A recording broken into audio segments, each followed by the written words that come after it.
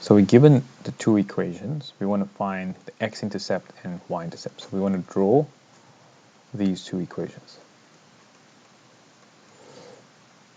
Now, instead of putting it so formally like I did in the previous part, what I'm going to do is do it more quickly.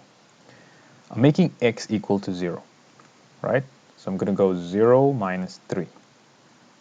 And so y equals to negative 3. Then I'm going to make y equal to 0 now, equals x minus 3. And if I move this across, x equals to 3. And I keep those two, and that's my y-intercept, where it cuts the y-axis. And this is my x-intercept, where it cuts the x-axis for this line. And I do the same thing for the next one. I make x equal to 0. 0 times 2 is 0, plus 6 comes to 6. And again, I take the y, I make that equal to 0, 2x plus 6. Move it across, becomes minus 6. 2x, and I divide by 2, so x equals to minus 3. Now what I want to do is I want to plot these two on a graph. So I go to a curve, and I draw my y-axis and my x-axis. And now I want to plot these, so if I have to gauge, more or less, I've got x equals 3, not too accurate, 1, 2, 3. So I'm done with that part. Now I go here, y equals minus 3, 1, 2, 3. And so that point and that point should meet up. And so I start from here, draw a line through both of them with a ruler. Okay, on paper if drawn.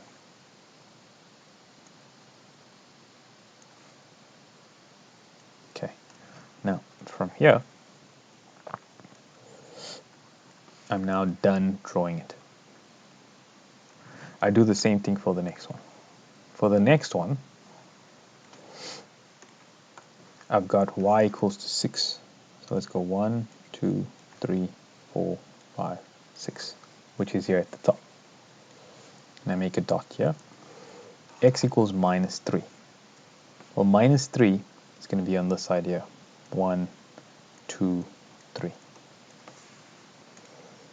Now when I draw these two, you'll find that they're getting closer to each other, and they're probably going to meet somewhere at the bottom. And I can't even fit it, but it's gonna meet somewhere at the bottom here. So I can't do this visually, right? Which means I have to solve this mathematically. So if I can't solve this visually, I have to find the intersection point where the lines would meet, where they would cross over, right? If they continued in the same direction. And that coordinate has an x and y value, which will be very negative for both. So to do this, I can start by equating the two equations. So I take x minus 3 from the first equation, and I make it equal to 2x plus 6, and I simply just find x here. So minus x first on both sides. I'm solving an equation, and I'm also going to, because x is on the left hand side, minus 6 on both sides, and I get minus 9. So I know x is minus 9, which is big, a bigger negative, which makes sense. Then I take the minus 9, I put it in my first equation, and I get y equals to minus 9 minus 3, and that's equal to minus 12, which makes sense.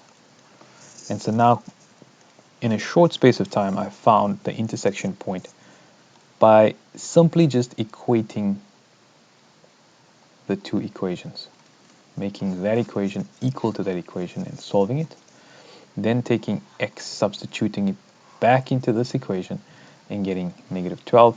I've got my final answer here, which is negative 9, negative 12. And that's my coordinate point of intersection for this. And this is done visually. I mean, not visually, mathematically. Okay.